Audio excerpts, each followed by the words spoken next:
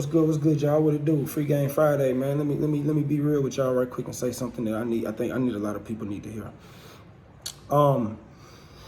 If you got a passion, like, all right, this some game for y'all that I come up with. You know what I'm saying? That this is just how I feel. If you got a passion and you want to turn that passion into a hustle, you want to make that passion be your job. Like that, people say you'll never, if you love your job, you'll never work another day in your life. Because when you go to work, you're not going to work and you're not dreading going to work. Like you're actually enjoying what you're doing. So it's not like it's work to you. Yeah, that's cool. That's cool. Understood. Excuse me. Understood. That's cool. But look, check this out.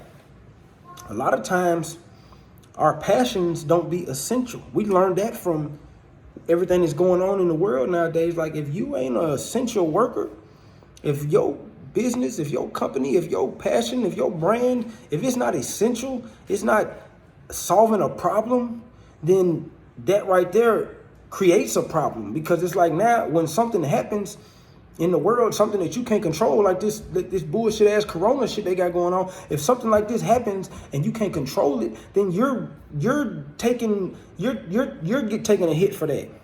You know what I'm saying? Your company, your business, your whatever is being hit for that because of something that's going on that you can't even control. So with that being said, I want to teach y'all my philosophy. I want to teach y'all how I feel about a hustle that's a passion that you turn into a hustle. All right, so first thing I'm going to say about that is, man, get your bag up doing whatever it is you can do. Get your bag up going to work and saving your money the right way. Get your bag up investing the money that you save. I told y'all don't save just to save. Save to invest. That's my thing. Like I'm going to set a goal for myself and I'm going to be saving my money. And the money that I'm going to be saving is going to be going towards that goal. So and when I get to that certain goal, I can take all that money and invest that money into whatever it is I was trying to invest it in. And it's not just sitting there. Because when I'm investing, I'm making money on top of the money that's sitting there instead of me just letting it sit there. So anyway, like I said, you know, you're going to want to save your money up so you can build up some type of cushion or some type of funding so you can go ahead and invest in whatever it is that you love to do. But what I want you to understand is your passion has to be your passion. I call it a passion hustle. A passion hustle is something that you love to do and you figured out a way to make money out of doing what you love to do. So that's a passion. You hustling, but it's something that you love to do. So it's a passion to you also. I call that a passion hustle. But guess what? One thing about passion hustles is they're not guaranteed to always work just because it's something that you love to do. I know a million people out. I don't know a million people, but I know a lot of people that do music and they really, really love to do music. That's what they love to do. You know what I'm saying? And I'm one of them people, like I love music, bro. I love to do music. A lot of people don't even know I do music. And the reason why is because I don't have the money to fund me doing music because my passion is not something that I'm trying to make money off of. I'm doing it because I want to do it. Anybody in here anybody looking at this video can sit here and say, okay, I love my job. But who is looking at this video right now that would get up and go to work the way that you work? I don't care if you work 12, I don't care if you work 6 hours. I don't care if you work from home and you know what I'm saying, sitting by the pool, just chilling and you on your computer. Like, I don't care what you do or how you get your money. You're working for somebody else. Who is watching this video can tell me that they would go and do that without getting paid for that? I'll wait.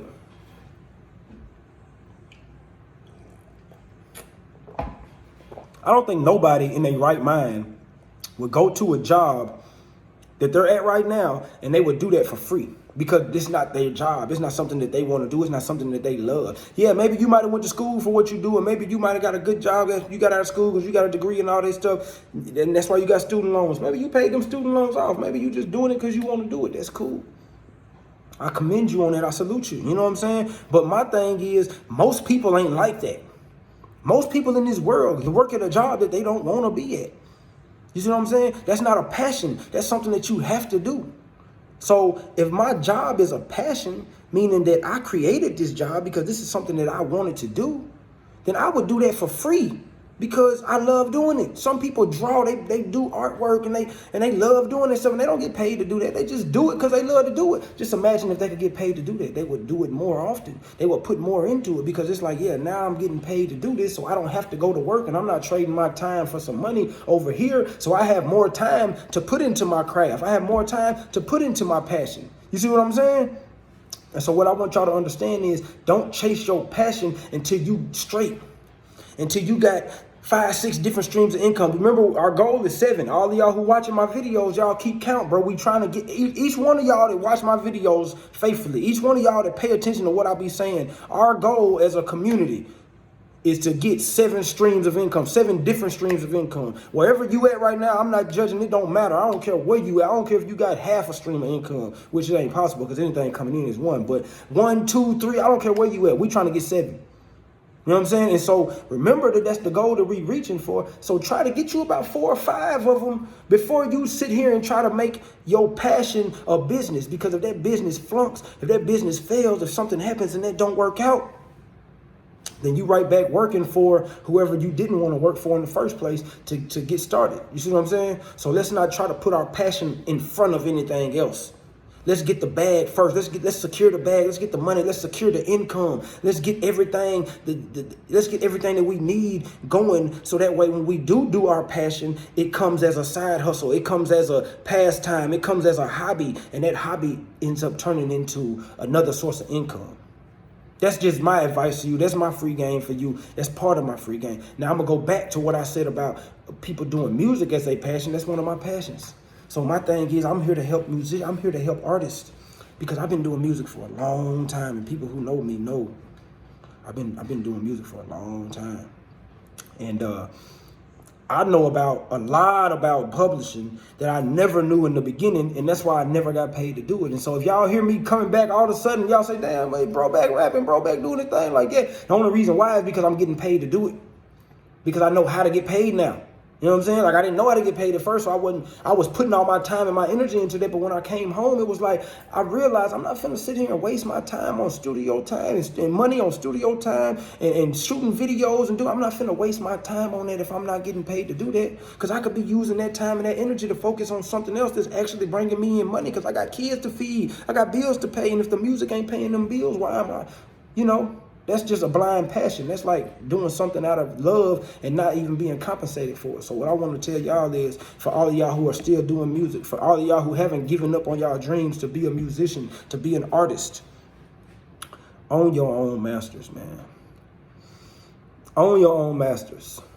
I'm dropping free game today, so I mean, you can come and get at me, and I can tell you everything. There's so much that I have to give when it comes to this music stuff that, you know, you need to really get at me so I can go over everything. But just a couple of free jewels, like own your own masters. What does it mean to own your own masters?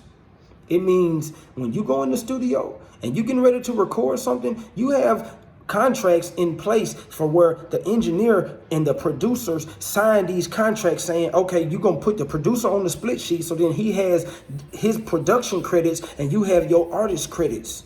And then you got the engineer who's recording you. He's a work for hire. You see what I'm saying? Because it's his equipment and it's his studio. So if you go in his studio and you record using his equipment, and you don't have no paperwork signed saying that, oh, this is a work for hire right here, and he doesn't own none of this stuff, he just recording for me, guess what? That recording that he captured belongs to him. So you going out here and you showing everybody your music, you doing that, and you thinking then you don't even own that shit. The engineer owns that. Then you got to copyright that.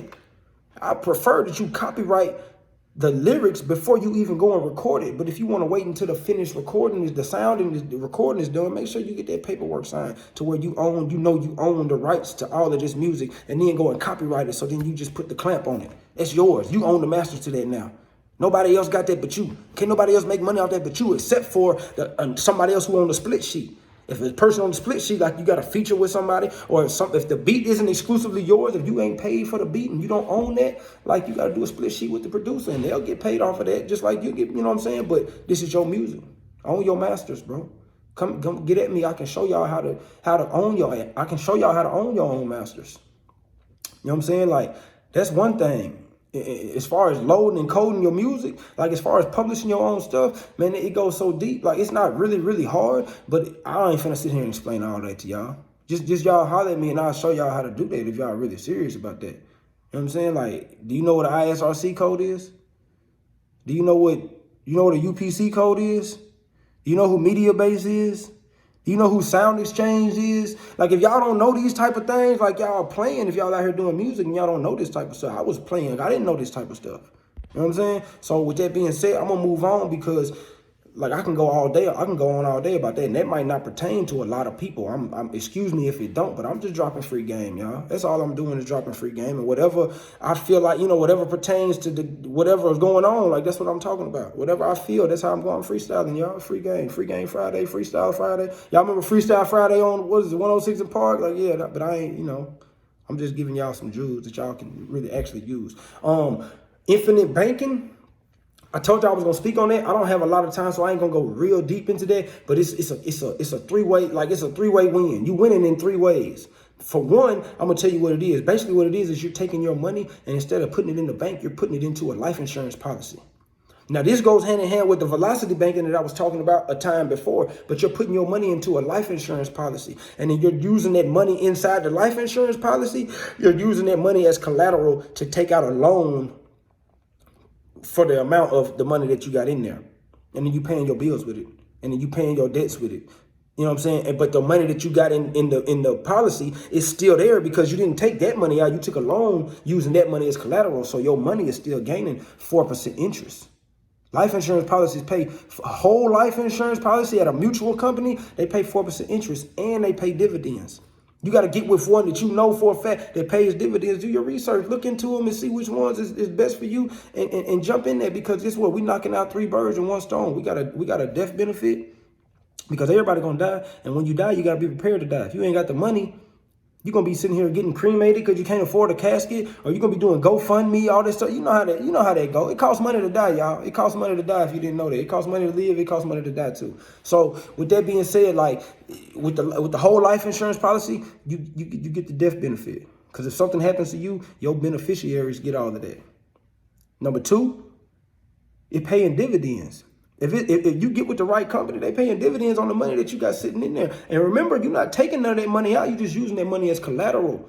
And you're taking a loan on that money. So that's the only time I'm going to ever tell y'all to get a loan is through your life insurance policy. I ain't going to never talk to y'all about loans on any other time because I don't mess with them. You know what I'm saying? But on this right here, yeah, you're taking a loan out on your money, but you're using your money as collateral through your life insurance policy. So getting paid dividends. You got the death benefit where the money, whatever you got in there is going to your beneficiaries, and you're getting 4% interest on your money.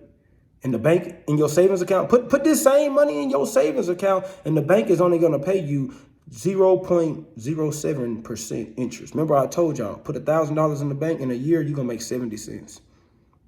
I'd rather make 4% than 0.07%. That's just me. You know what I'm saying? And it's not really much when you think about it. Oh, yeah, it ain't that much. But at the end of the day, it's more than nothing. Like, I'd rather get 1% than 0.07. So if I'm getting 4%, that's cool. And I'm not pulling that money that's in that life insurance policy out because they charge me 5% if I pull that money out. So the trick is use that money as collateral to get a loan from the company, from the insurance policy. They're going to give you a loan because they see this money sitting right here. They're like, okay, we'll loan him that because if he don't pay on it, we're just going to take what's right here. You feel what I'm saying? So when you saving your money, and you putting up your money and you getting ready to use your money to invest it into something, my strategy is take that money and don't sit that money to the side. Like say, for instance, we working on our 7 streams of income. So we finna start a new stream of income, but we got to put this much into it to make this work. So this is what we're going to do. We're going to set a goal. We're going to say, all right, we got our budget down. We're going to say, all right, I make this much a month. Okay, I can afford to put this much up to the side. So this is how I'm paying myself. I'm going to pay this to myself first. But when I pay this to myself, I'm paying it to my insurance policy. Because I know once I get to a certain amount, I'm going to have what I need to go in and invest it and start my new company or start whatever I'm trying to start. So when I get to that amount, I'm not taking that amount out of my insurance policy. I'm just getting a loan and using that money as collateral because that money's still going to be growing. That's called compound interest, y'all. That's interest on top of interest. Look it up. Like, just do me a favor, y'all. I can't give y'all everything. Look up compound interest. If you don't know what it means, look it up and just leave a comment. Be like, oh, I found out what compound interest means. That's dope. You know what I'm saying? For all you young guys, young girls who is listening to me, man, please, I hope y'all listen to me. I'm not rapping. I ain't doing no, this ain't no entertainment. This is some real education. Like, if y'all listening to me, man, please start young. Because if I knew this stuff that I know now when I was 18 years old, man, I'm telling you, y'all going to want to look up and be 30-something years old and like, dang, I should have, you know what I'm saying? Like, bro was trying to tell me back then. I wasn't trying to listen, like, for real. Life insurance policy. Everybody need life insurance, and I'm not saying I'm not no insurance salesman, none of that. I'm just telling y'all what I do. This is my free game, man. Get with me, man. I love y'all for real shit. Peace out. Free Game Friday.